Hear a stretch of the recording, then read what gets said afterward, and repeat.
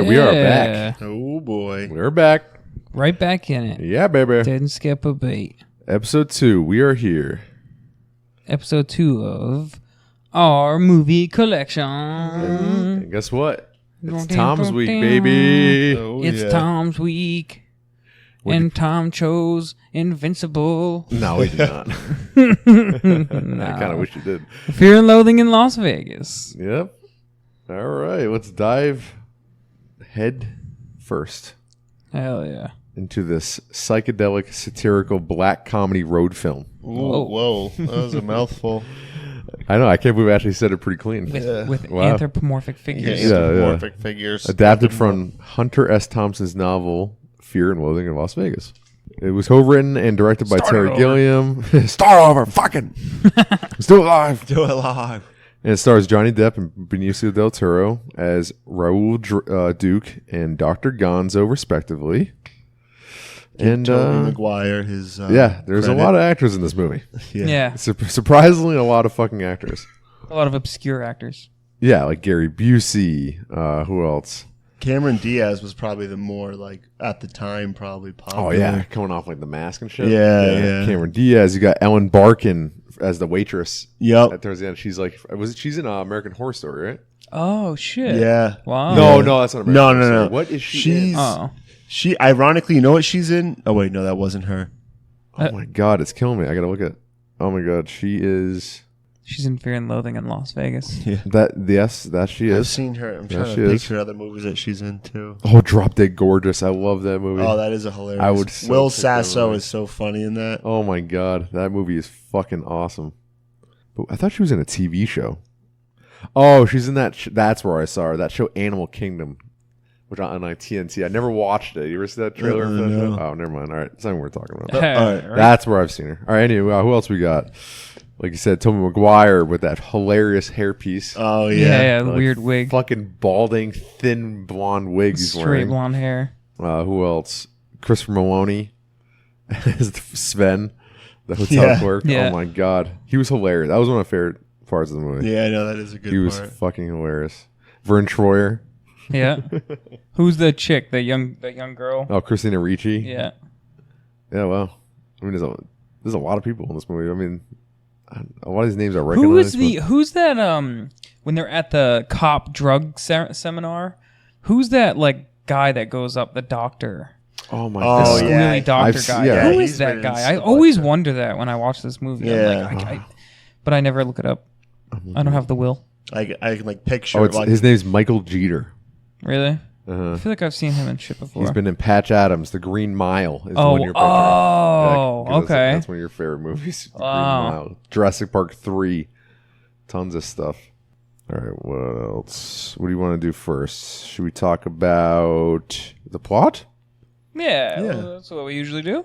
Yeah, right. Normal Set it progression up. of our Why podcast. mix it up? yeah, Why change things stick to the when script. it's like clearly working? Yeah, it's working. from we all have our views. thousands of views. We do. We have, We have ads we have coming in hundreds next of thousands of views. To whoever's listening right now, just know you're one of hundreds of thousands. Yeah, This episode is brought to you by Squarespace. and the Cash App. This episode is Cash brought App. to you by CVS. Yeah, it's brought to you by Walmart. Yeah. This episode is brought to you by Donald Trump. Okay. What way to bring politics in this? Personally endorsed by and in total agreement with Donald Trump. Representing all the thoughts of this podcast. Yeah. All right. The movie starts off. It's in 1971. Raoul Drake and Dr. Gonzo Duke. are... Oh, what did I say? Drake? Yeah, Why do I keep saying Drake? Oh. Fucking Drake. you dude. love He's on- Drake. He's That's on my why. fucking mind. love Hotline Bling. I know when that hotline bling. All right. Raoul Duke and Dr. Gonzo are speeding across the Nevada desert. They're under the influence of mescaline. And Johnny Depp swatting away at giant bats. Oh That yeah, aren't the real. classic, Hilarious. yeah, iconic scene. The bats. I love fucking Benicio del Toro when he's freaking out. Like throughout the whole movie when he's freaking out. Yeah, he's Yeah. It's hilarious. fucking hilarious. Yeah. Like honestly, like the dialogue in the movie, for me at least, Mm-hmm. it wasn't necessarily the dialogue, like the way it's written, because I bet if you could understand everything, Yeah, it'd be that's fine. Yeah. Yeah, It's more just like I think the movie, the the choices they made, obviously in the audio department of the movie, Yeah. was bottom barrel for me. Yeah. I'm sorry, because like, I get it. Like, like it's, I don't know if we're supposed to be in like just Johnny Depp's mind. Mm-hmm. Like, Because like at certain points in the movie, like, oh, okay, like it's focusing on Johnny Depp, and then like, like Benicio del Toro would step away and go talk to someone. Mm-hmm.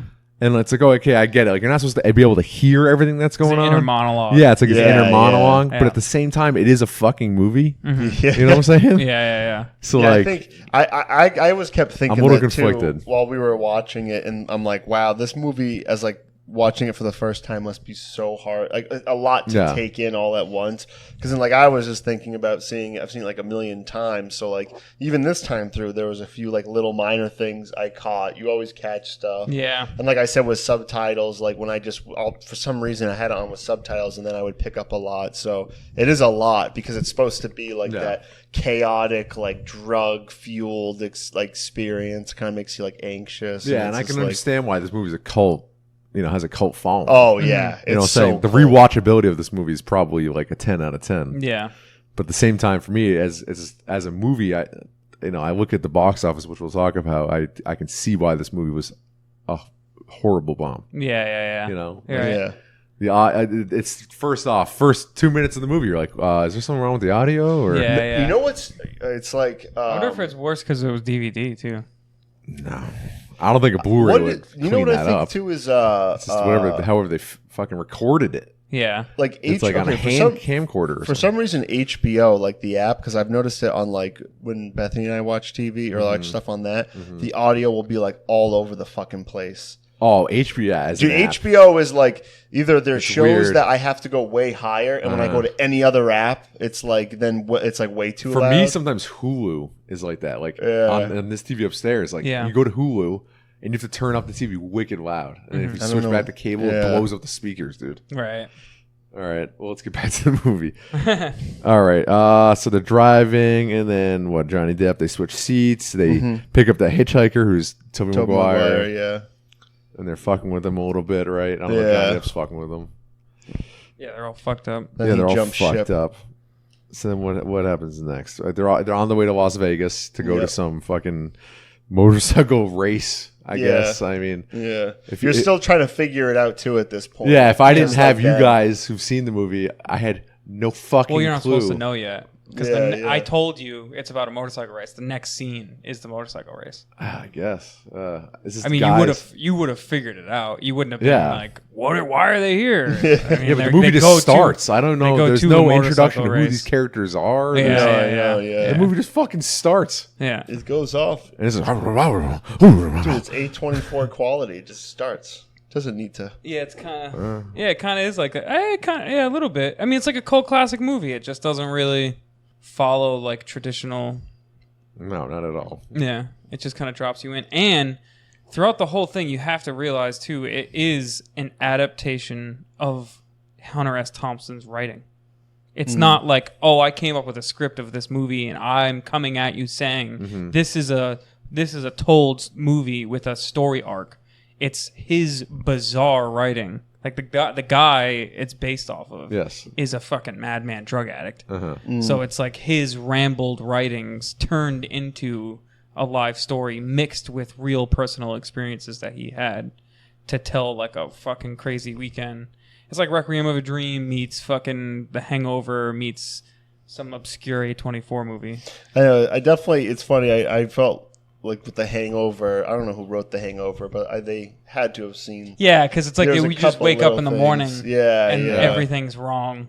And like, I could see them like having that kind of trying idea. to piece together, and just the fact that it is like it's a Las Vegas movie too. It's a movie about the craziest city in America, where it what happens in Vegas stays in Vegas. What's next? So they rent that red. Yeah.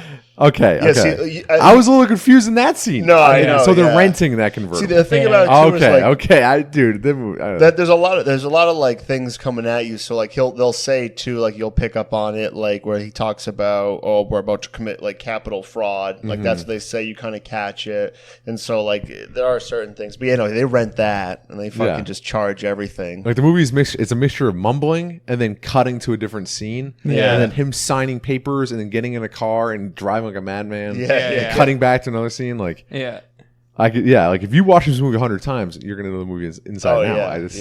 As a first time viewer, it's insane. It's insane. It's one of the most insane movies I've ever watched, dude. All right, so they pick up the hitchhiker, right? Then they check in.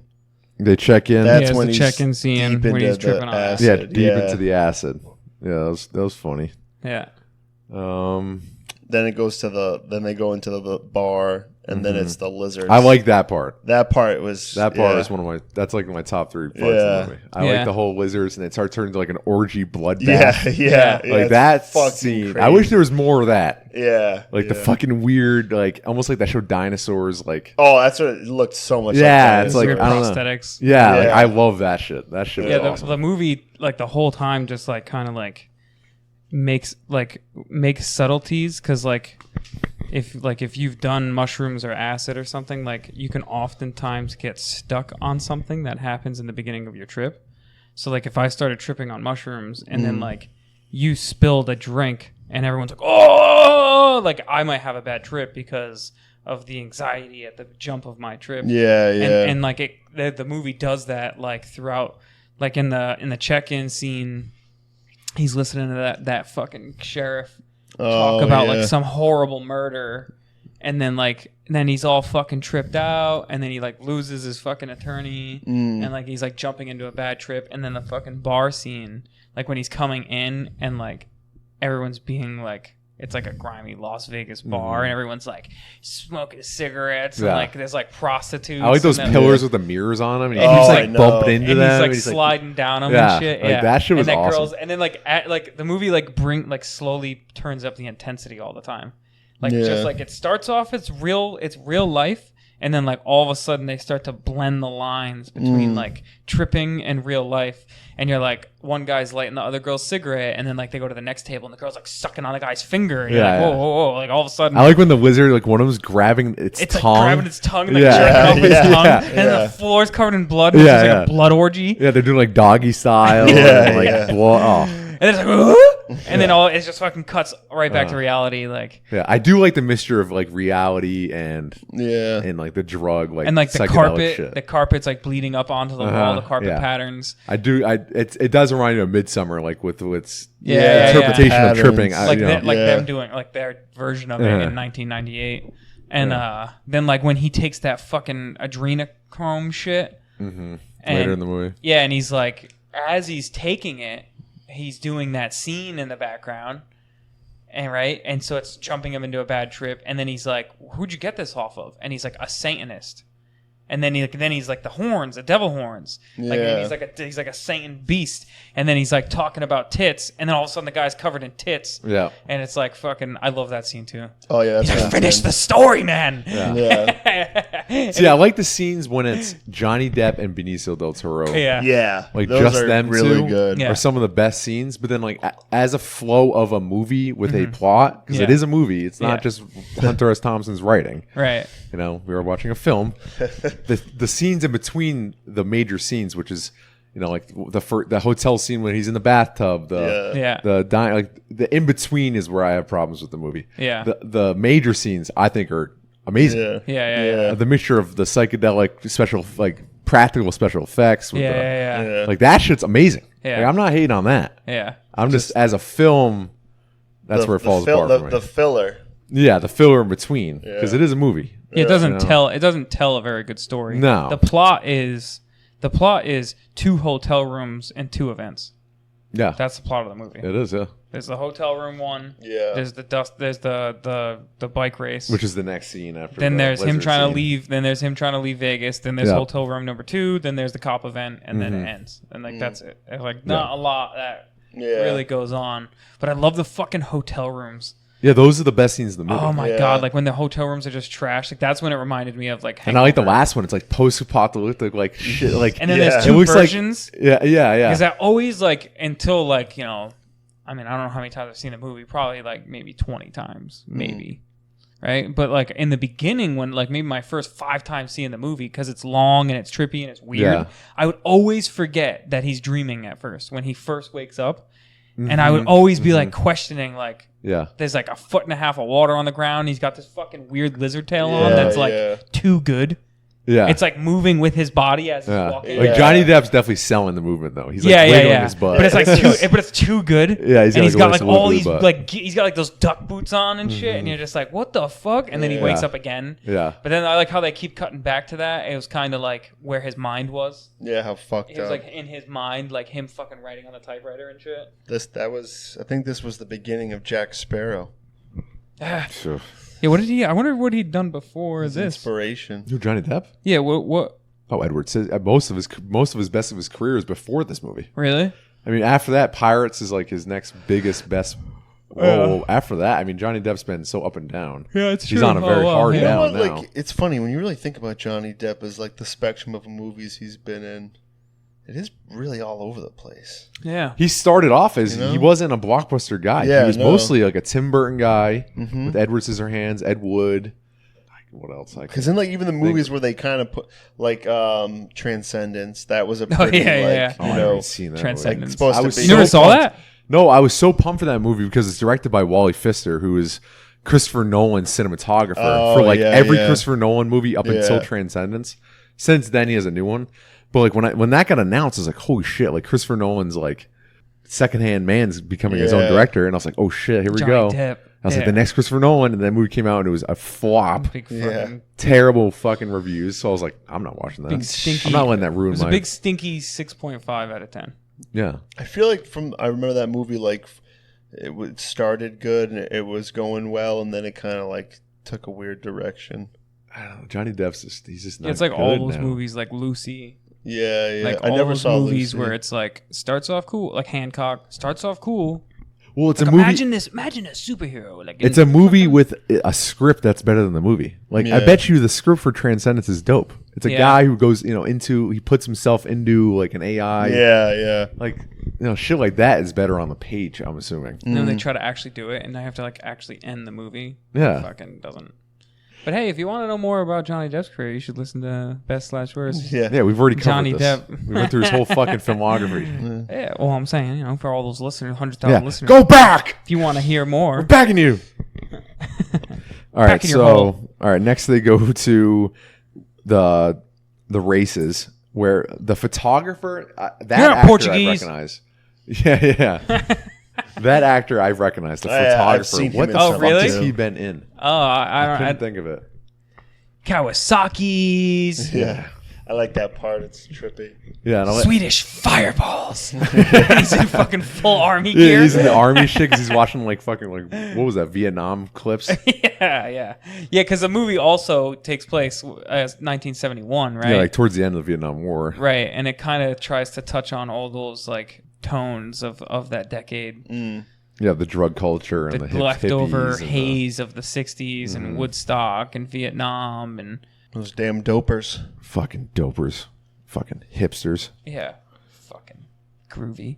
So, all right, so they go to the desert, and I like when he's holding his beer and he gets all the sand in it. Oh, I knew that was going to happen. But like when he poured it out, I thought he was just going to pour it sand. It was nice. It was like sludge. Yeah, goop. Yeah, that was cool. What happens The guy's next? trying to get pictures. He's like, I'm trying to try different filters. Yeah. It's like just a fucking sandstorm. Yeah. It was fucking just chaos. You know what? It was crazy though. Is like Hunter S. Thompson actually went and did that.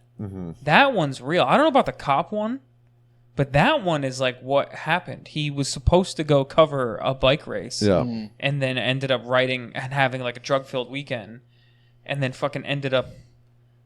And like I'm sure like.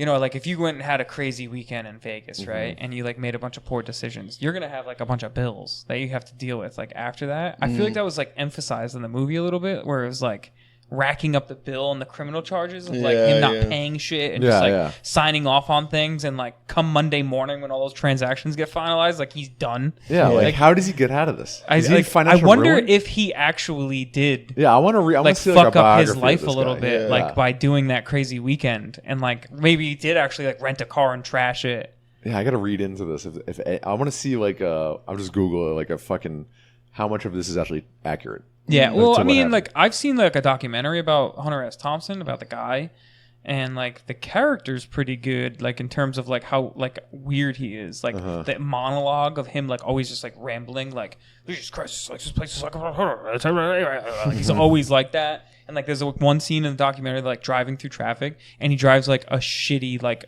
doors a different color, the hood's all rusted, and he's like driving and he's like looking over at a guy, he's like, whoa! And he's like slapping the roof of his own car, and it's actually him, like footage. It's actually Hunter S. Thompson. Yeah, he's really? Like actually an insane person. Jesus Christ. All right, so the next major scene is them, and obviously the bathtub scene, I guess, right? Oh, the White Rabbit. Yeah, that scene. Yeah, that scene's great, dude. Benicio del Toro is so funny. Oh, I know. No, he is. He honestly makes this movie for me. He's so tripped out. He's like, relax, man. I'll fucking plunge this thing into your throat. You want me to do what? I think that'll kill you. That'll blast you through the wall. Yeah, I know. I love when he just like fakes it and hits him in the head with the grapefruit. Grapefruit at his head, dude. Yeah. You hear him? He yells for like literally like 30 seconds straight in the bathroom. And then I love when he comes out and he's like got the knife and he's swinging it around and he's like, I'm gonna have to call the cops, man. You're trying to slice me up. And he's like, what? Who said anything about slicing you up, man? I just wanted to carve a little Z in your forehead. Yeah. And I love his face when he's like, it's his friend. Yeah. He's like, what? Like slice you up? Like who said anything about slicing you up? He's just being a fucking insane person. Oh my god. And he wakes up and he's got the ketchup Z on his head. Yeah. He actually did it to him. See, that's then all of a sudden he's leaving. Yep. And then he's in his office. And then Benicio del Toro? Yeah. Yeah, he flies back to California. I know. It's what, a 2-hour flight? Yeah. But 2 hours ago, he was like the highest, most incapable person ever. And it was the night before. So if it was like 11 o'clock at night, Johnny Depp falls asleep.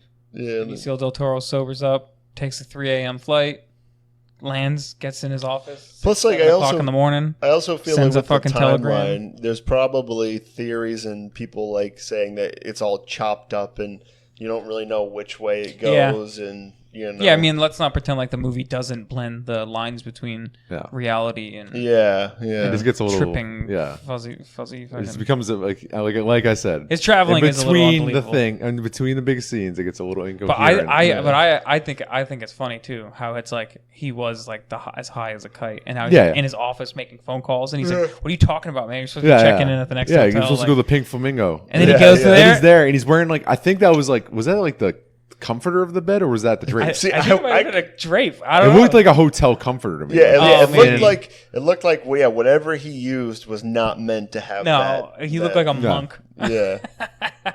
That carnival scene where they go to that carnival. Oh so my trippy. God, that's such a bad trip. The weirdest scenes. Such a bad trip, dude. Cinematic. He's like, look, 2 women fucking a polar bear. He's like, don't tell me those kinds of things, man. Don't tell me that kind of stuff right now. Like people are playing these games, like these carnival games, and one like a girl has like a fucking M16. and then they cut back to that scene.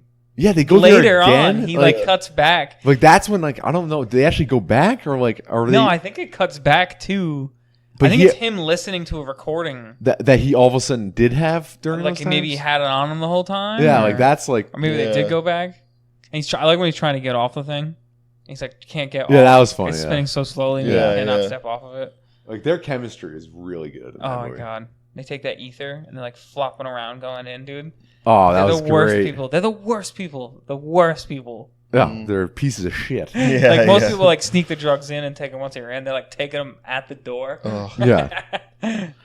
Take the ticket, man. Take the ticket. And I love like when Benicio, when he's like kind of sober and he's just a complete dick to people. He's like, you know who I am? Yeah. And he's just always so fucking aggressive too. Like when he is kind of sober. In the beginning when he I don't know what's those little capsules that they're breaking open and sniffing. I think those are like, I don't know if like they're poppers or. He mentioned all the drugs in the beginning too. Yeah, or like, or it's definitely it's an upper. That's definitely some kind of upper. He does say that. We have a whole. What does it say? Like uppers, downers, a whole laughers, universe criers. of uppers, downers, laughers, screamers. I like when Vern Troyer, you see him, and then he like walks, and then the guy comes with this fucking like cape. Oh, and he disappears. He just disappears into the guy's cape. I know, yeah, that's great. Yeah, when they're in the convertible, and he takes the popper thing, right, and then like Benicio del Toro is all of a sudden stone sober, and he's like, "What the fuck are we doing out here in the middle of the desert? Somebody call the cops. We need help." He starts honking the horn. Somebody call the cops. We need help. And then he just starts laughing. It's a contrast of drugs like woke him up for fucking 5 seconds. So then, that's when Johnny Depp, when Benicio leaves, that's when Johnny Depp like gets in his car and tries to leave. Oh yeah, and that's the highway tries patrol to ditch scene. everything with Gary Busey. Yeah, Gary Busey, and he fucking like makes him kiss him, and I'm assuming he does. No, I think he's supposed to be. Just drove away. Gary Busey improv'd that. Yeah. Really? Yeah. Yeah. And they at first didn't want to keep it in the film, but then after a few takes, both the director and Hunter S. Thompson found it funny. Yeah, it is pretty funny. And, then they played it off by him saying, "Oh, he's probably back at the thing laughing at me right now, telling the story." Like, I think he was just fucking with them. But I was like, man, I wonder if like, it's 1971. He's a white male. Like, do you get away with that kind of shit? Like, if you get pulled over, would a cop tell you like pull over at the rest stop and take a nap? And if I catch you driving. Probably. Is that what it was like back then? Like, you just get away with shit like that? Probably, yeah. I mean, obviously, it's exaggerated. I mean, now you get tasered and maced. I mean, but now you just you get your car towed and you're fucked. I bet if like drunk driving way back in the day was definitely, I bet a like, listen, you've had too much. Yeah. Especially like, rural kind of like pull over at the next rest stop and sleep for a couple hours. Like, all right. And you like take your fucking break, Yeah, then he goes back to the hotel, the Pink Flamingo, and he fucking... as soon as he walks into the hotel room and I saw those paintings, I said, "That's Barbra Streisand." I was like, "Why is she?" Really? That's so it was funny. It was actually really funny. Because I think I saw something. I don't remember what it was from, where I saw it, but that was like based on like there would be stories of people back in like when the Beatles were huge, people would like show up at John Lennon's house, right, and be like I watched a documentary about John Lennon, and a guy shows up at his house, and he's like, "Oh, hey, like, you know me, right?" And John Lennon's like, "What?" And he's like, "You speak to me through your music." And like these people think they're like finding their like, like their universal like soulmate or whatever. So like that, I think it's like kind of like those people who ditch their fucking jobs and dreams to like move out to California. Like, it's kind of making fun of all the fucking people who think that they can. And that girl went to Las Vegas to meet Barbra Streisand because she makes fucking pictures of her. Yeah, and thinks it's like fucking weird. Thinks it's like her out. I do that. Then one of my favorite scenes is obviously the fucking when he's telling her about how he wants to like fucking basically make her a prostitute. Oh yeah. Oh my god. Yeah. She'll probably do 4 at a time. Especially coming from bring us $1,000 a day. Especially coming from him. Like at first, like and even watching again, I'm like, is he like fucking with them? Like, just trying to like freak him out because he's tripping, and then I think he is like he's trying to wake him up. He's usually pretty level headed, even when he is fucked up. More so than Benicio. He's showing him what the judge would think. Yeah, what the courtroom would see, the picture they would paint. Yeah. That's man. That's He's like, well, it's so ugly. I love that. That must have been. I feel like that was improv, maybe a little bit too, because it's like ugly, and then he's like, oh, and then he starts doing that. Yeah. That's so ugly. Oh, dude, he's so funny.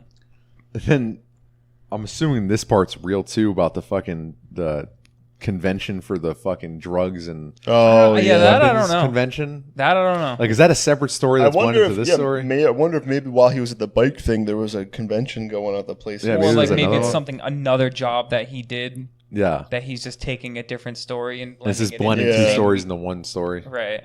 Or it's just totally made up. Mm-hmm. And they were like, oh, one's not enough. Mm-hmm.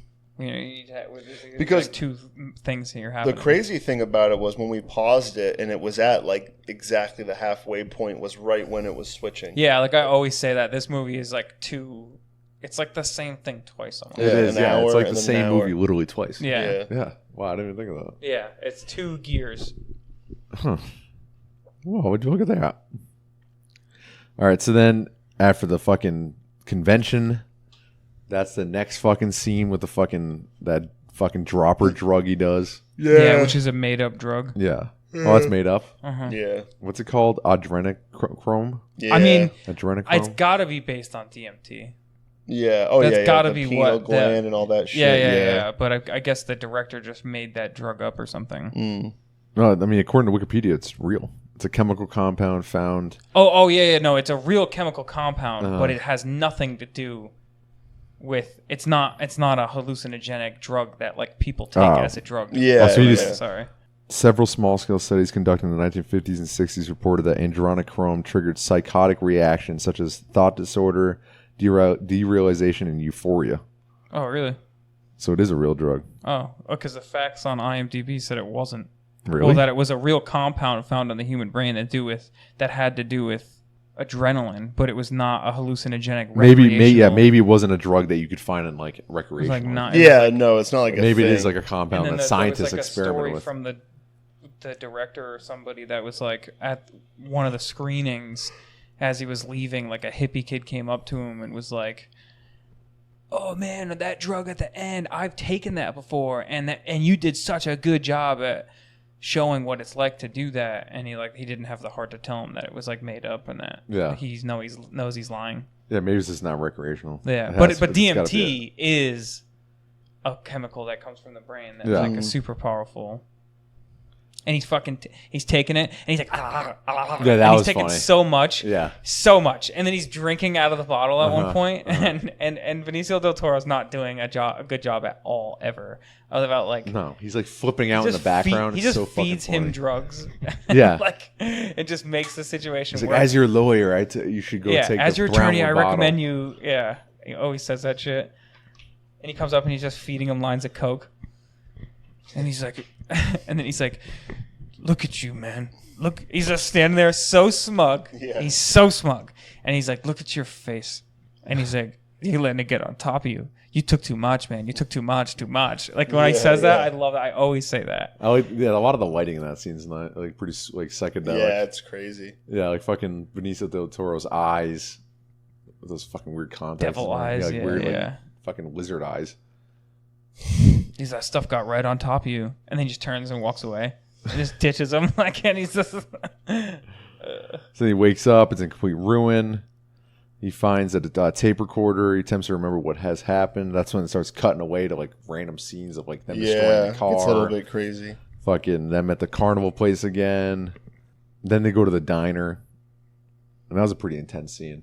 Yeah, that was like a real scene. Like a lot of the other scenes are like weird. That scene reminded me of like a Pulp Fiction-esque. Yeah, that was like it was like a Coen Brothers type scene where it's like No Country for Old Men, where it's like a badass dude. Super serious. They look like two hitmen who just like killed someone. Yeah, that was a rough, serious. Like almost like disturbing scene. Yeah, like the gross leftovers of what they. It's like what they actually look like. Yeah. When they're not in fucking Vegas partying it up with everybody else, like. He like gets up, cuts the fucking phone wire so she can't call 911. Yeah. And his big fat belly's hanging out. Oh, yeah. He's just the worst dude. He's the worst dude.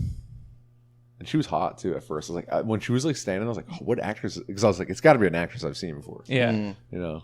Yeah, she had a big butt. Yeah, she looked nice. And she pulled her wedgie out and it was gross. And then she reaches in and gets ice with the same hand. I was like, oh, this is the worst place. Oh, God. Oh. How much is that lemon meringue pie? 35 cents.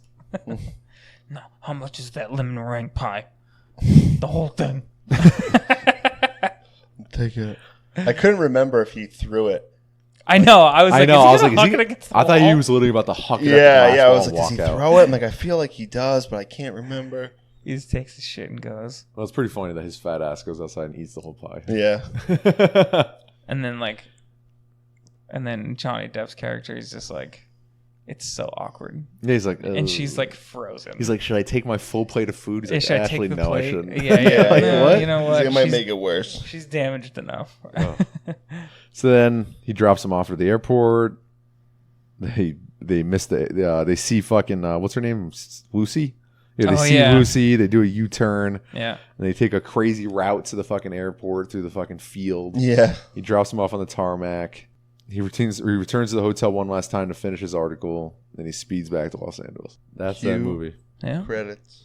We told that pod just as incoherent as the movie itself. Yeah. Just a rambling, disturbing mess. Drug-filled weekend. Or weeks. You don't even know how long they are actually Crazy there. fucking movie, man. Seriously. That's a crazy movie. Also, Chris Moore. Oh, What's the box office, Mike? It was made for $18.5 million. Okay. Yeah. Okay. It made 3. It made 3. It made 3 actually opening weekend. Oh.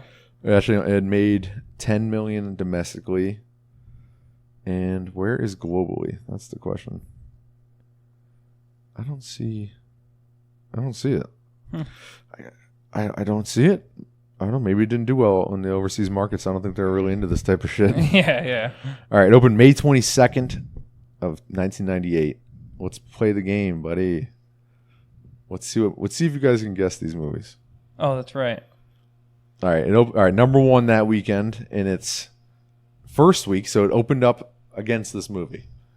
It's Same weekend. May 22nd, 1998. It's a big movie with P. Diddy did a song for it. Men in Black? No. That's Will Smith. Oh, Will Smith. P. Diddy did a song for it. It stars Matthew Broderick. 1998. And it's a sci-fi Springtime. action movie. Sci-fi Epic, action? you could say, in scale. Sci-fi action? All right. It stars a gigantic lizard.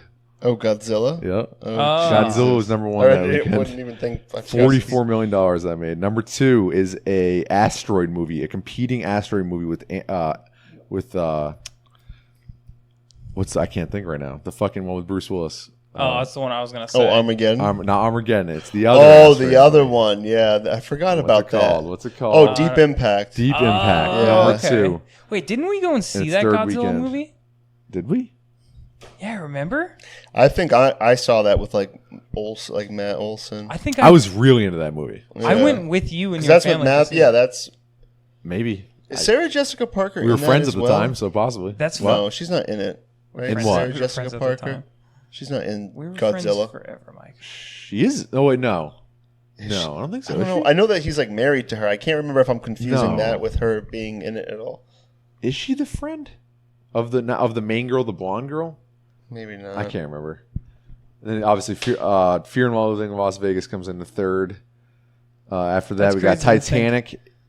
Wait a second. That makes no sense. That's crazy. Oh yeah, think that- Titanic in its fucking 23rd week Wow. made almost $3 million in its 23rd week. Wow.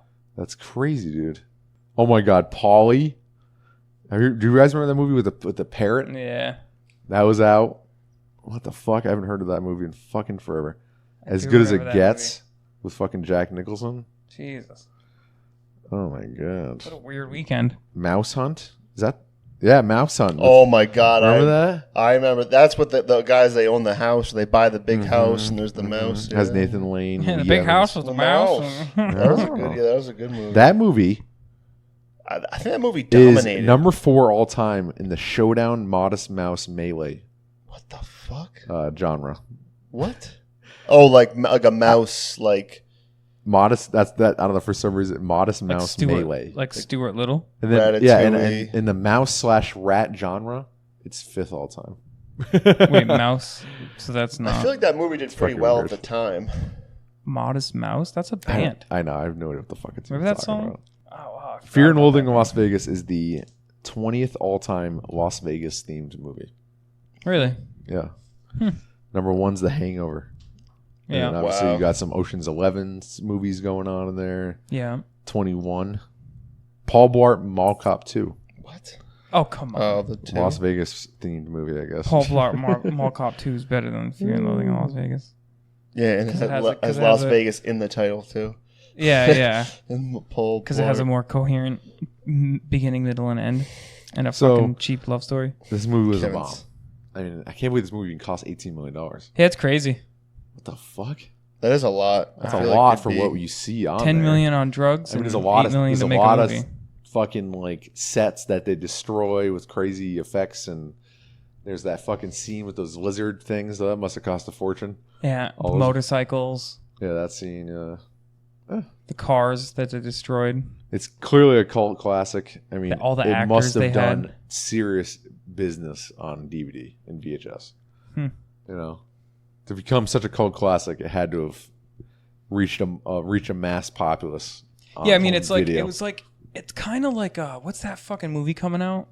Once Upon a Time in Hollywood. Mm-hmm. Oh, It's yeah. like that actor's like attempt at like a 60s leftover, because like he put all those actors in it. You know, it's like he's trying to tell like a what are those movies called? Like an era movie, or like, you know, like Once Upon a Time in Hollywood, where it's about like a time period. Yeah, but the movie, it's like he was trying. I'm not saying it does that. I'm saying he was trying to do that. it's like a backdrop, but it's not as much about it's about Las Vegas, but it's not even like a realistic portrayal of Las Vegas. You know, like that carnival thing that they go to, that's not real. It's not.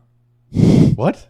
There's no way that place was real. There's no fake circus place where you can go drink Maybe, and yeah, play cards? I guess, yeah. There probably is. There's got to be, right? But nothing like that inside with the M16s shooting. Well, fucking- I mean, I don't know if the M16 was really an M16. I mean, that place was fucking crazy. The fucking the Cirque du Soleil, where the fuck The show baby, yeah. was going on with some weird fucking Badger. a bad guy's holding a badger above his head. It's like, Yeah, no, I mean, it's exaggerated. it was you a know? cool place though because it had the netting above their heads, so like, Yeah, the show was yeah. going on above you. Yeah. While you're walking It is around, actually yeah. really, and then like the bar inside the fucking. I'm sure there's Carousel? something like that. Probably, but that was definitely created It's for a obviously movie. it's highly exaggerated. Like a lot of that stuff I did like. Like it's a very original movie. Yeah. Oh, I mean, that yeah. wizard scene alone. Yeah, I know. yeah. That alone. I feel like this movie probably like inspired a lot of other future movies with like little things too. Yeah. I like that. I mean, the director, Terry Gilliam, he was in Monty Python. He's born in Minneapolis, Minnesota. Okay, he became he's the only American part of Monty Python. They're all British. Yeah. And he became a citizen of Britain, and then renounced in 2000. Where did it say? Renounced his American. Yeah, renounced his fucking American citizenship. So he's British now. Really? Yeah, Wow. he's like a British person. A fucking traitor. Yeah. Jesus. And he's actually directed Heath Ledger's final movie, The Imaginarium of Dr. Parnassus. Oh wow, that's him. That's I thought that him, was yeah. the what is that Magnum something Emporium's room? I thought that was that movie. No. Yeah, Mr. Magnesis. No, it's Mr. The Imaginarium Magnesis of is- Dr. Parnassus. Mr. Magnesis' universe. And then room. The Brothers Grimm with Heath Ledger and Matt Damon. Yeah. Which is, I think, love on that Netflix. movie.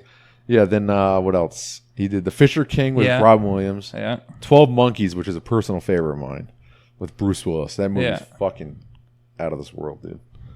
And then he did that movie Brazil, which I've always heard of. I have no idea what the fuck it is. Some weird, crazy sci-fi movie. Some movie called Time Bandits, which I've actually also heard of. Anyway, I have he's heard of done that some. movie, too. He's done some crazy fucking. They're really weird movies. Yeah, you can. Yeah, he's definitely. His style is fucking weird. Weird. Yeah, he's a weird guy. It's weird he started with Monty Python. Yeah, right. I used to love Monty Python too. Really, I never got into it. Ever. I've never liked it. seen Holy Grail. I've never seen anything. No, like Dylan and Jesse and Mike Gamelli, they all watched it. Really? And they showed me it. Yeah. I don't know. I just I never. thought it was fucking hilarious. I mean, it's kind of like SNL where it's like some stuff's hilarious and some stuff's not. So funny. Well, yeah. It's first of all, it's British humor. Yeah. You know, Oh like- yeah. But Like there's one where it's like this big fat guy and he's like in a restaurant and he's like ordering all this food and it's like so ridiculous and they're trying to tell him to stop ordering food. He just keeps ordering food and he eats and eats and eats until it explodes. Like it's just this big fat guy and it's like crappy practical. It's like Stand By Me. Remember that pie scene? It's like crappy practical Oh, yeah. effects. Like and then his stomach keeps getting bigger and bigger and then it just explodes and there's like it's like human scraps. You remember all that scene over in Stand fucking- By Me, the eating contest? Oh yeah. About the blueberry pie. Yeah. The fat kid eats Yeah. fucking explodes or something. Oh, I love that movie. That's another fucking movie I'd definitely watch on this podcast. Hell yeah. it's a good one. It's gonna take forever for me to pick these movies. Yeah. Well, next week's your week. I know. I have a big decision on my Xena? hands. You're gonna pick Xena? Xena the Warrior Princess? No. Hell yeah. What was that What? other Disney movie? Well, it wasn't Mulan? Xena. Smart House? No, it wasn't Xena. Blank but Check? It was the space. It was like space theme, and it had like the girl in it. Oh man. What the fuck was the name? It was one of those Disney original Yeah, movies. Oh, yeah. dude, you're fucking totally. Xena. I think it was Xena. You're bringing back some weird memory. Wow. Oh, Yeah. a Disney original movie. Yeah. Like when Luck of the Irish and Yeah. Smart House Johnny and all that. Tsunami, all that Fuck, shit. what was that one? Yeah, it was, and they had two. They had another. There was like a community that lived on like a space station. Yeah, and she was like I think she sang. Yeah, in it. fuck, wow. I haven't thought about that. I know, either did I until for some I haven't thought about reason. that since the last time I watched that movie ended. Yeah, I know, same here. Yeah. That was one of the ones I didn't like. Well, Halloween. But I would still watch it. Yeah. Halloween Town's Well, dude, I used to be obsessed with this Halloween. Like those movies were just as like I didn't know the difference between Disney Channel original movies and normal movies. Yeah, I know. It was just entertainment. Lucky the Irish was on the same level as like Ace Ventura. Yeah, but I liked Or Luck of The the Irish. Departed. And I liked I watched them all. When the girl does the motocross. Yeah, motocross. Yep. I Yeah. hated that movie. Really? And I would watch it. And what else? Like, whenever it was on, Brink, I would watch Brink is like Brink's like the ultimate. Yeah, the ultimate. That's I think like Disney movie. Me and my cousins love that fucking. Yeah, that movie was fucking the tits. And Johnny Tsunami was all right. That was the one where he was like a surfer, and then yeah, I remember the that. mermaid one. 16 something. Oh yeah, I do remember that mermaid one. The Even too. Stevens movie. Like when that was coming out, Oh yeah. it was like fucking Godzilla of 1998 for me. Like I was like, holy shit, they're making an Even Stevens movie. With the real people and everything. Oh my god, they even got Shia. Yeah. Shia LaBeouf. He's Beans. back, baby. Beans is going to be there. Oh, Fucking Beans, dude. what a weird looking. He's weird looking now. He's Have you seen always that been video? weird looking then. He's like bald now. Yeah. He's fucking weird looking. Looks like a little gopher. All right, Him, Chase. Steve Buscemi. All right, facts, man. Hit us, baby. Hit me. Well, like we were discussing earlier, combining forces. Benicio del Toro was pretty portly in this movie. That he And was. the main way that he gained the weight was purely off donuts. It was estimated that some days he got up to 16 donuts a Oh day. my god. But might not be accurate, so don't I wonder Yeah. what type of donuts he's eating. You think just glazed? Oh no! I feel like he would just buy. He was probably glazed. doing a dozen. He was probably doing an assorted Krispy dozen. and Kreme, just the whacking Krispy them. Kreme, all just plain glazed. Or he's just doing 12 like plain- Entenmann's, you know, like they come in like they have the chocolate, Entenmann's. Entenmann's or the fuck what's it called? Yeah. It's like cinnamon powdered chocolate. you know, like that's all he ate. Yeah, But no, he's a rich Powdered actor. ones, He though, probably he's got still nice stale, donuts. dude. No, he got donuts. 16 PVD style donuts. yeah, like the Gigantic like donuts. gourmet donuts. Yeah. Each of those has got to be like Donuts like 1,000 that didn't calories. even Oh. exist in 1998. No, that gourmet fucking crazy donut. No, No. way, dude. No, hipsters weren't But there yet. normal donuts, like Dunkin' Donuts, were probably better than. Oh, like more like actual donuts. Like if you could, if you could, dough actually fried. yeah, if you could go back in time, I guarantee you go to a Dunkin' Donuts, you walk in, you get kind of one Boston cream. That is probably the best Boston Yeah, cream. maybe he was going. Maybe he wasn't even going to like a chain. Maybe he was going to like Shelley's coffee shop on the corner. Yeah, he probably where got his lived. cigarettes, his water tickets. Yeah, You yeah, didn't even yeah, say- and a couple deep fried I donuts. guarantee that if you went into a store and bought a candy bar, it was bigger back then too. Hell Than yeah. it is yeah. nowadays. Dude, you can't even get not king size. Is it king size? You can Or am I still being get crazy? king size. You can, okay. But like the average size of a normal is like wicked. Oh, dude, small. like you get it's a almost nor- like king if size you- is what used to be normal. If you get a normal Snickers, it's literally like this Yeah, big. it's a like fucking 4 little- inches big. Yeah, Yeah. it's like 6 ounces. And they're hard as a rock. Yeah. I don't get it. Sometimes you get a Snickers and it's like unedible I How know. often do you buy Snickers? every day. I haven't bought a Snickers in Nah, like ever. like every few months, like I'm at Walmart. I always and I'll get them if I Snickers. ever go like golfing for some like when they always fucking have Snickers at the bar. So it's like whenever you pay for the holes, I always will get like. Well, Snickers is like one of my all-time candy bars. Yeah. Really? For me, at least. Snickers, really? Snickers, yeah. I used love to. Snickers. That was like my dad's like favorite by far. And I never was big on like things with nuts and stuff in it. And Oh, then I as love I I mean, got I older- like a got everything in Snickers. it. It's It's got everything. It's got I had the nougat, it's got creamy- caramel. It's so the got other candy. week. Yeah. what? Oh, I did you buy had the- that creamy yeah. one, the almond butter, or the? No, just like the creamy ones. You know the ones that it's like it's just creamy peanut butter, Oh, caramel, and the whatever. When I was a kid, I loved Butterfingers, and I still do. Yeah, they're good. Gets way too stuck in my teeth. Yeah, Yeah, no, yeah. Way that's too stuck in my teeth. yeah, no, that's like. The wicked. last candy bar I bought was an Almond Joy. I've never. I like Payday, caramel and peanuts. Oh, paydays are good. Yeah. I didn't have Love that for the ever, and then I I finally like had one. 100 grand. Ooh, 100 grand. See, that one I've Krispies, never- Rice Krispies never with really the gotten caramel those. and See, chocolate. I love Carmelos. Those are the Carmelo's favorite. good. Just Or fucking. Heath Bar. I used to love love Three Heath Bar. Musketeers, but I'm not like so much into it now. Yeah, when I was younger, I could do the nougat, and then it just got too rich Remember for Oh, me. dude, you Remember get a fast break. Yeah, remember when Reese's Fast Break? Break came Oh out? my When that God. first came out, I was like a drug to me. Yeah, those It were was pure nougat and nugget, peanut butter. pure nugget, and dude, it's fucking insane. Oh, those were so Now good. the crispy, dream. what's the Reese's crispy one? Oh, the sticks one? Yeah. Those are so good. Those are good the too, crispy, man. What are those, Reese's sticks? Yeah. Oh, I love Reese's. Those are Sticks. fucking amazing. Oh, The crispy wafer. I like Reese's peanut butter. I mean, not peanut butter. I like Twix peanut butter. Yeah, those are Snickers good. Peanut butter. Oh, Yeah, man. I like chocolate. dude. You know what I like? Chocolate. I love sugar. Yeah. Yeah. Let's just break it down to what's basic. I just like Best- sugar. Best drug in the world, baby. Yes. All right, Chase. So I think we talked about earlier, but with Tobey Maguire's hair, how it looked fucking just strange to begin with. Is that his real Absurd. hair? So yeah, actually was his real hair. I knew They it. made him grow it in 3 weeks. I knew it.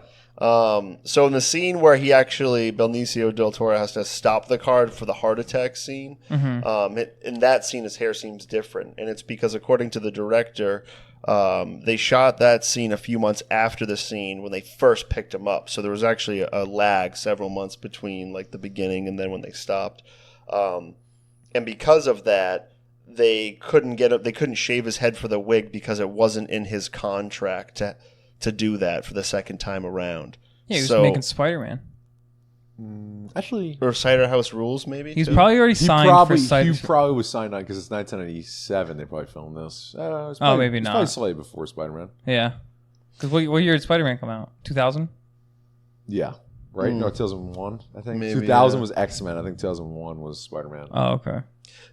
So at the time they could have done it with basically paying him an extra $15,000, but they opted not to. So instead they put a bald cap over it and then ended up doing special effects later on to remove the line because it was so Are you bad. serious? Well, I didn't And- notice at all. Yeah, and ultimately ended up paying way more money doing that than if they had just given him the $15,000 to have him shave his head. So that's like the Wow. original Henry Cavill the fucking Cavill the fucking mustache plunder. Oh my god! I still can't believe that's a thing. I forgot. I forget that whole thing. Hanging What? around. Justice League? Oh yeah, You see that? I've never seen Justice League. Oh, well, keep it that way, buddy. Yeah, That's what his lip looks like.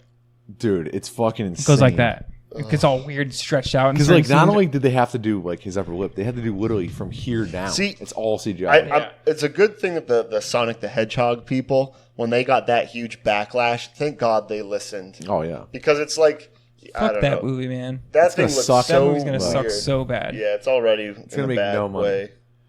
It might do good in like. I saw an Japan, I interview guess. with Jim Carrey, and he was on some red carpet, and they were like, the interviewer was like, it was a chick, and she was like, so, you do an animated. Have you ever done an animated voice before? And he was like, well, I'm live action in the thing, so but working with an animated character can be like da da da da. And she's like, oh yeah. So like, how do you feel like maybe like having to portray a character where it's just your voice? And she like kept hinting towards the fact that he does the voice for Sonic. Yeah. And like he never flat out told her, but he kept like trying to be like, well, I'm in the movie. Yeah. I'm not actually doing an animated voice. Like he kept saying it. It was super awkward. Oh, why? He actually did the voice. He does the voice for No. Sonic. No, Oh, he's the bad guy. Yeah, with the Yeah. mustache. And But shit. the interviewer like had literally no idea. Oh Jesus! It Oh, was that's super, awkward. It was when you're secondhand not embarrassing. prepared. It was wicked secondhand. And then he just like ended it super quick and walked away and like just blew her off. Weird. Yeah. All right, next. Next fact. So Johnny Depp was not the only. I mean, Tobey Maguire wasn't the only one with the new hairstyle. As you saw, Johnny Depp was bald, Yeah. and that was actually done by the hands of Hunter S. Thompson himself. He Really? did. Yeah, he ended up doing it in his own kitchen, and then while he did it, he actually was wearing a miner's hard hat. What? Yeah. It's just So as wait, he simple as shaved that. As Johnny Depp's chaotic head? as that is. He shaved Johnny Depp's head. Yeah, for the movie. So that was real. And he did That it. Yeah, was he really did it. His scalp. Yeah, Okay. yeah, that was real. Wow. Yeah, it's actually pretty. What a weird guy. Crazy. You remember that statue, the gorilla statue outside of the circus right before they go in? I do remember that. What do you think that is nowadays? Where is it? Yeah, Johnny Depp's mansion in France. it could. You could be more accurate than I am. I just know it's in one of his front yards, and he owns multiple homes. It's Yeah, probably in France. yeah, Well, That's where yeah. he lives, I think. That's and now hilarious. lives in his front yard. Yeah. as he says. That's so funny. And just want to wrap it up on a note, about midgets and paying them respect. That scene where he throws the change and makes the midget go and get it. Yeah. Hunter S. Thompson actually really hated that scene and didn't agree with it. Really? Because he didn't. That's not the type of person he was, so he didn't want that to be portrayed. It was kind of dickish. Yeah, but Gilliam ended up just keeping it in because he thought it was funny. It was hilarious. Yeah, I think this is the scene I was talking about. Oh, sorry. We have fucking Jupiter's Ascending on in the background. For shits and gigs. Yeah, this masterful. And I think that's Terry Gilliam right there. Is it? Yeah, because that's the director of the movie we're talking about. This scene is the scene I was talking about, where it's inspired by Brazil. Yeah, and that's Terry Gilliam, the director. Wow, right who directed Fear and Loathing? Yep. Would you look at that, people? It's a small world. It's confirmed. It's a full. Everything's circle. Connected. Everything means something. Mm-hmm. There you go. Everything goes back to the Wachowski sisters. It's true. It's true. All right. 7 connections. Is that all, Kevin Chase? Bacon. You got anything else? A little No, sneaker? I'll, Sneak one in? Little sneaker? Okay, you're I want to good. end on that. You got any sneakers? I got a Any couple Snickers? sneakers. You got a Snickers? Snickers? Yeah. Come into my van It's later. Mike's top 3 favorite candy. All right. Hit us up, review man. I've been up there. The reviews are in. Buckle down. Time to shit down. All right. Oops. All right. I'm gonna do a good one first. Okay. This is the highest rated, highest voted on review on IMDb. It's the most popular one here. 10 out of 10.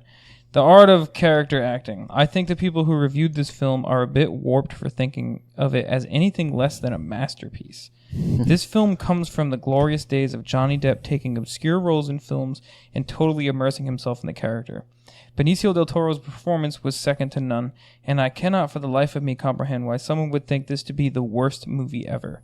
God save us that we actually have to think a little when we sit in those awful theater seats. Heaven forbid we're required to use our imagination a little bit and not have it handed to us in the form of Hollywood mindless pap. The film, Del Toro, Depp, and of course Gilliam are all brilliant. I pity the fools. I don't know why he said that. This must have been written by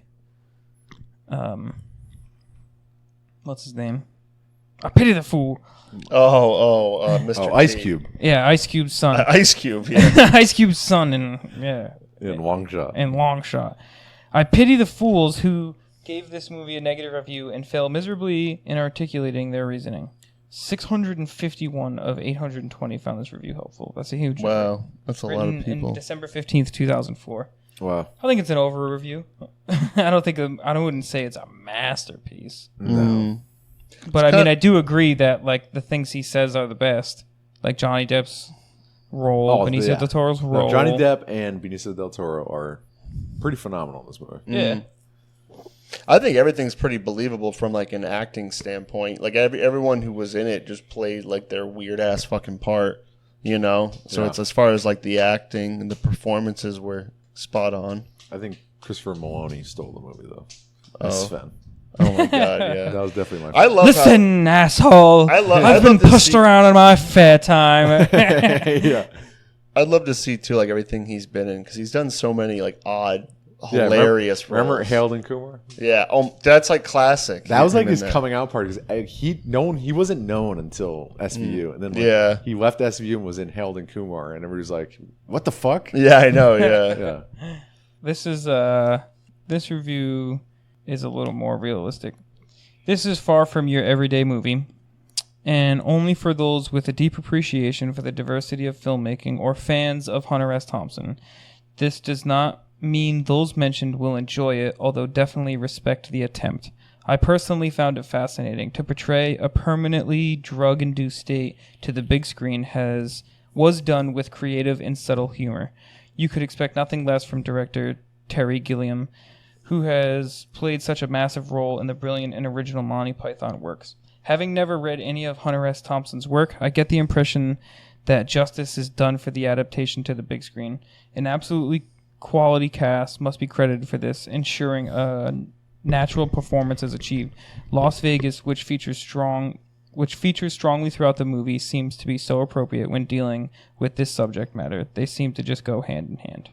Wow. That was one that I agree with. Yeah. That's he said it pretty well. It's definitely not for everybody. It's obscure. So 2 positive reviews. Mm. Yeah, well, one that I thought was too much One that I feel is in the middle, and here's a crappy bad one. Movie sucked.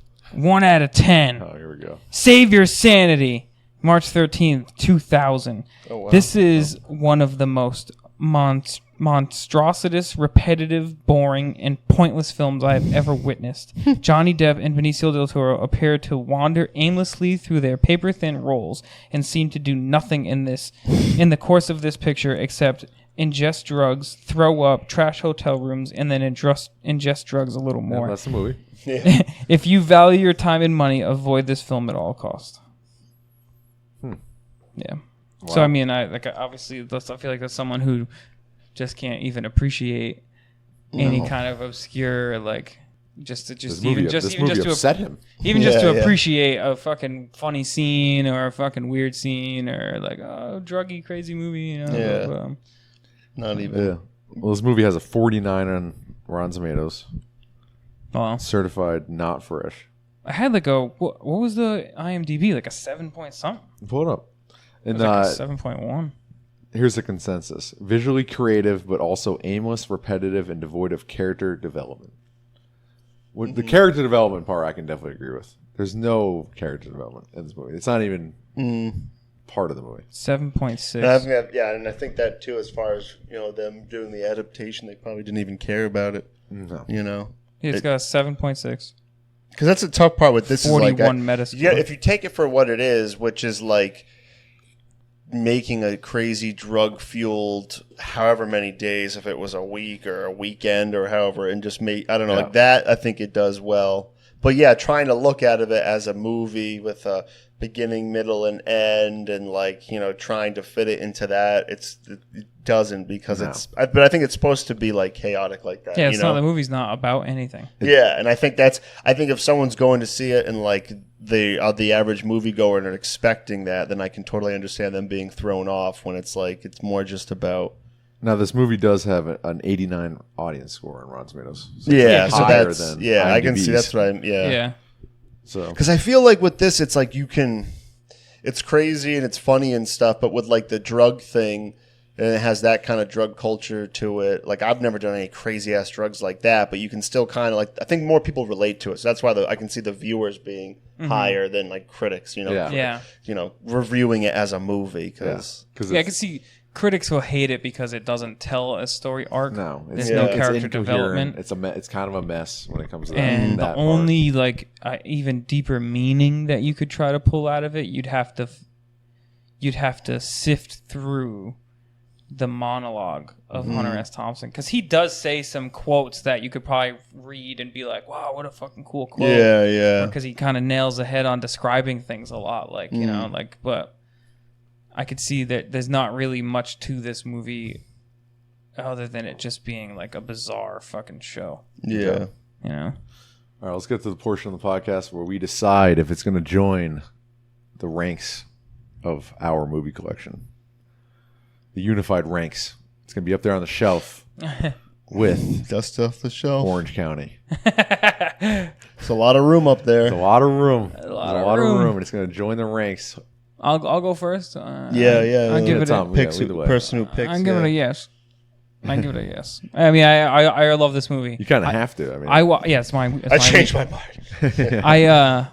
The first time I watched this movie I was 16 years old, and I was with a group of friends and this older guy that I used to hang out with that was used to develop toys. He was cool. He knew about this movie. He showed me this movie. He used to show me those cult classics, that someone older than it's like your older brother being my older cousin Matt showed me Fight Club. I didn't know what Fight Club was when I was fucking 15 years old. He handed it to me, So I was he just told, Fear and Loathing in Las Vegas. Oh, dude, you gotta see this fucking movie. We fucking watched it, and I was like, wow, this fucking movie's trippy. And as a 16-year-old, it's a fucking awesome drug experience. Oh, movie, yeah, You're oh, cool, I want to fucking trip, it's one that you're because you've, at that age, it's if you want to do that shit and you never have it, it's a way to but I mean, so cool. Watching it as an adult, if I had never seen this movie and then I watched it just now, I might be I might hate on it and be like, oh, that's stupid. Like, I don't know, because like when you're younger, you think things are cooler than they are. Yeah. Just because like like doing drugs, like that kind of shit, you just think it's cooler than it is. So like maybe if I didn't have that nostalgic pull, it's like I was describing to a kid at work. He's like, "Oh, The Sopranos, man! I started watching The Sopranos because it's so fucking good." And I was like, I can't get into The Sopranos because I feel like because I didn't watch it ever, that like now I started a few years ago. That show holds up. Now when I try to watch it, it's just like feels dated to me, and I'm just like, I don't. There's no like if you had never seen Star Wars and then you just tried to watch the original Star Wars right now, like say if you tried to show Star Wars to a 13-year-old right now who didn't even know it existed, he'd probably think it's fucking terrible because there's no knowledge of like, oh, this is a huge cultural movie. You would have to show them the current Star Wars. That's like 10 years ago when the prequel trilogy was going on. Mm-hmm. I mean, it's probably better to start them with those movies, right? Just like now, it's probably better to start them with the newest movies, right? And then they can go back and experience those and then movies. be like, oh, okay, I understand why this was so impactful. So, like, I think for me, like, having seen this movie and loved it as younger, it lets me appreciate it more because I can draw off those nostalgic feelings of seeing it when I was an adolescent and my brain wasn't fully developed. I think the nostalgia plays a huge part because, like, I was thinking about that, too, with movies in general, which is exactly what you said. A lot of movies are cult classics, whatever, universally, loved. If, like, you never connected with it when it first came out, you have so much hype to agree with that it's then hard to connect with it, especially just basic technology in filming. Right, like Luck of the Irish. I think Luck of the Irish is a good movie because I liked it when I was a little kid. If I tried to watch Luck of the Irish right now, I wouldn't get 10 minutes in. I wouldn't get 10 minutes in. It's not even a real movie, so. right. But my memory of it tells me that I like it and that it's good. Well, I'll go second because I think after Chase's it'll be put into the movie collection. Right. So Mike's opening the trash right now. This movie, I can appreciate it. Yeah. It's been hyped up for me because this movie's, it's a very well-known movie. You can get posters of it. Yeah. It's a huge cult classic. Oh, yeah. It truly is. I can definitely accept that, but as a film, it's a no-go. It's a no-go for me as an adult watching it for the first time. It's an incoherent mess. Yeah. It has some really good scenes, really funny scenes. Benicio del Toro kills it. I don't know. I don't have the nostalgia. And like if it was a different movie, sometimes movies don't need nostalgia. They're just good movies. Yeah. For me, I don't think it's particularly a great movie. I think the reason why it's a cult classic is because of the drug scenes. Yeah. A movie this incoherent between scenes wouldn't be a cult classic if it wasn't for the drug phenomenon of the movie. Yeah, like this movie, like this is a type of movie that could have the difference between loving it as an adult and hating it is like if you watched it with your friends smoking weed when you were 16. Like that's all it would have taken. Like being in a room watching with your friends while you're 16 years old and just laughing your fucking balls off would make you be like, I love this movie. I wonder if Half-Baked like falls into that same category too. Right. With like Dave because like Chappelle even watching it now, like upstairs, I'm like, I know it's a long movie. And like when I was talking about it earlier today with my sister, I was like, "Oh, I think I'm going to do Fear and Loathing in Las Vegas." I was like, "But it's really long." And it's only an hour. And she was like, "Is it?" And she looked it up, and she was like, "It's not that long." And I was like, "Really?" I was like, "I thought it was wicked long." No, it kind of feels that. I think because literally the tone shifts at it's because the way it is. It's just 2 gears. Yeah. It's literally just 2 gears. It's not 5 small gears or anything. It's just 2 giant chunks. And it's not like a typical movie. It's not like Avengers Endgame where it's like literally 3 chunks of a movie where you're getting pulled through the movie, so 3 hours feels short. This movie's 2 hours of just nonstop scenes of fucking craziness. This movie feels like it ends halfway through. When he leaves the first hotel room, because you almost don't need the second half of the movie because it's literally the same movie again. It tells the same shit over. So that's why it drags. It just gives the opportunity for more weird scenes. So for me, it's a hard no. Yeah, I don't think it deserves a 3 out of 3. No. Chase? Yeah, put it on the fucking shelf, all right? No, same thing as Tom. I saw this movie a long time ago, and it was definitely a cult classic. It was great. If we had smoked weed at Scrovish's house and put this on his projector, it would have. And I was high as a kite, yeah, this movie would be up there. It'd be a you 3 know for why? 3. Because also you'd be those like memorable parts would stick out, and not as much as Because also it's the hype. If you watch. It's so hard. I think about a lot of movies that someone would say, "Oh, you gotta see this. You gotta see this. How have you not seen it?" And then you see it. It's like Shawshank is one of the movies where when people haven't seen it, I'm like, you should watch that movie. Yeah, but this movie, you built up Shawshank for years, and then we watched it a year ago, and it lived up. But this movie, it's one of the best films. Of this movie, like I'll ask someone, "Have you seen Fear and Loathing Las Vegas?" No. Oh, okay. Like I'm not gonna recommend. No, this you movie can't recommend this. It's hard. You can't recommend. If my scale is if you can recommend a movie to Perry, that means you can recommend it to someone in fucking Idaho in Middle America. Yeah. You know, like no offense to Perry, but like his liking of a movie is very populace centric. You can't recommend this. Like I think you can't recommend fucking High Life. And then like the middle of the road is like a movie like The Big Lebowski. Where it's like it's a cult classic, but at the same time, you could still recommend a fantastic movie. You could recommend that, and you can recommend that. That's one of the greatest comedies of all time. You should watch that movie. A lot of people haven't seen it. Yeah, you've seen Big Lebowski, right? Yeah. Okay, all right. That's a good one. I saw it in my later years, but me too. I did see it. Yeah, early 20s. I saw it. Oh, that was the other movie that guy Riff showed me. He showed me Fear and Loathing Las Vegas and The Big Lebowski. Well, another one down. Another one on the shelf. Another one on the shelf. That's a 2 out of 3, folks. The shelf's got a lot of space, but it's starting to fill up. Yeah. Will next a lot of VHS tapes up there. Be the week where a 3 out of 3 gets put on the shelf. I guess probably. It's up to Mike. The question is: are you going to throw up a softball, or are you going to try? That's what I'm thinking. Because I have some movies that I know you guys have never seen or haven't seen in forever that I could definitely pull out, even from my DVD bin. But like, there are movies that I eventually want to do on this podcast just to rewatch for fun. Yeah. But those are kind of softballs. Like RoboCop. They're gonna get like RoboCop for me is like a top 3 movie, and nothing will ever change that. Yeah. But it's a 3 for 3. No, we can do that easily. I would not vote for that. Really? Yeah. RoboCop? Yeah, just keep listing them out. We'll bang them out. No, I'm just kidding. Dude, RoboCop's one of the best. That's one of those movies again where it's like we've already talked about RoboCop. Yeah, but not on a podcast. We never talked about RoboCop? We never did. When have we done that? I guess not. No. When we did fucking Best/Worst, Peter Weller? Yeah. The guy who played RoboCop? Yeah. No, he did Best/Worst Red Foreman. Oh, yeah. Can't even think of his fucking name. Whatever his name is. I don't know what his name is. Bill Douglas.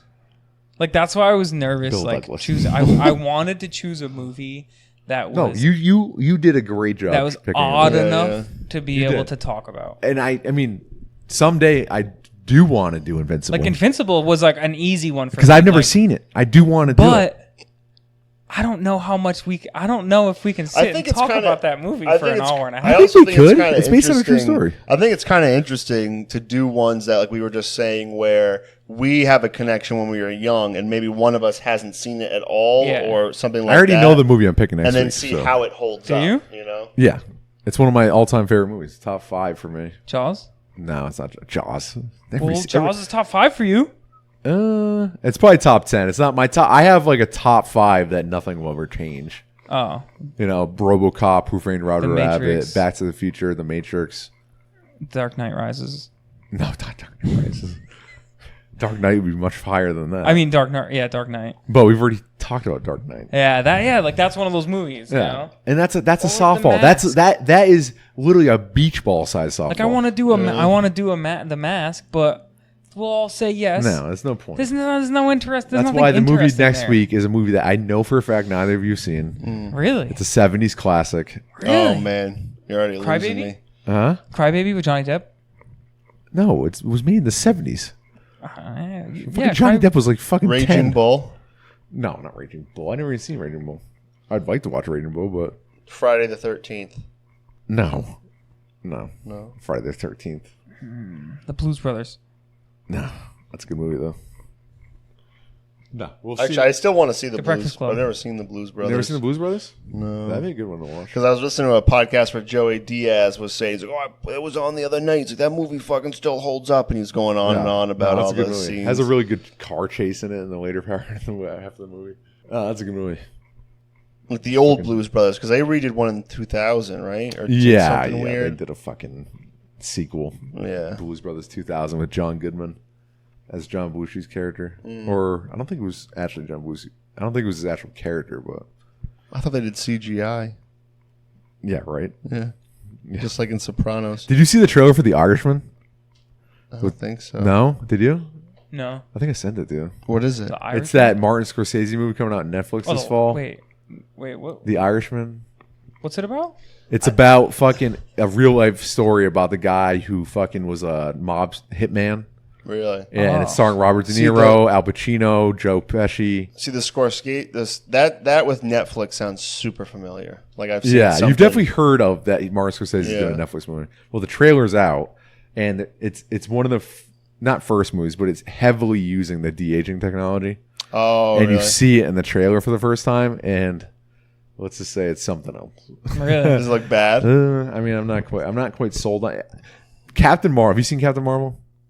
No. No. Well, that movie, Samuel Jackson is younger Samuel Jackson throughout the whole movie. Yeah. And you can't really tell Yeah, it's pretty other good. than when he's moving. Like Yeah. when Samuel Jackson's running in that movie, you're like, okay, that's like a 7-year-old man running. Yeah, yeah. But like the face, it's pretty fucking good. Yeah. But then you see the trailer for The Irishman, and I'm like, I'm not 100% sold that it's going to be. Or the really Will great. Smith one that's coming out. That one was good. Yeah. It's like you have to do it ever so slightly. No. It has to be just like one Snapchat filter. You can't go like several, like do it. That too movie over looks the like it's top. heavily using it. And that movie, when it comes out, you can go see it in like, I forget what it was, like 140 frames per second. Really? Or something crazy. What the Because fuck? normally movies are filmed in 24 frames per second. Yeah. Like that's the standard. Like to our eyes, like this movie right here, that's what every movie is. Yeah. A couple years, not a couple now. It's been a few years, but the Hobbit trilogy came out in 48 frames per second, and like it was only in select theaters. Oh, I can, remember that? I They can did a even high frame rate. I can even picture that Yeah, too. How and it people looked. were all weirded out because it looked like a soap opera. Yeah, yeah. You know, because it's like really high frame rate. Well, that's like, remember when TVs went from like 60 to 120 hertz? Yeah. And how that was like, you were watching Seinfeld or watching something, and it felt like you were sitting like there the on switch set. Throwing the sets. switch from Yeah. fucking normal panel TV. Oh, not panel. The fat back to the fucking panel TVs. Like that alone was already like that hertz jump. Yeah. In the refresh rate, like I remember, like we got our first LED TV, and it was like fucking weird to me. Like it looked like Yeah. a soap opera. But Yeah, now no. I can't even. It was weird, It looks yeah. like a TV to me. Well, that was Yeah. like with Bethany. She wasn't like, her parents' TV was still nice, but like when we moved into the apartment I put something on or whatever, and like the TV's not crazy. The same one that you, is it this one right here? Yeah. She thought, she was like, oh my God, it looks so weird. Like she had a friend over and they were really? both like, it looks so like weird. Like, Oh, geez, they're not used to it. yeah. That's Wow. crazy. Well, anyway, that movie Gemini Man, it's because Hobbit did 48 frames per second. This Gemini Man is doing like over 100. Oh, I think meant the Frames per second. Netflix one. When No, you said no, it no, was had, like, Gemini Man, special- yeah. The Will Smith one. It's like over 100 frames per second. That's going to be Wow. crazy. It's going to looking. be either revolutionary or people are going to fucking hate on it. I'll never forget. I've been meaning to like look it up to confirm it, but I watched the Indiana Jones. I forget which one it is, but the Indiana Jones. I remember on my parents' TV when my dad it got like the 120 hertz or whatever, so it was like crazy crisp.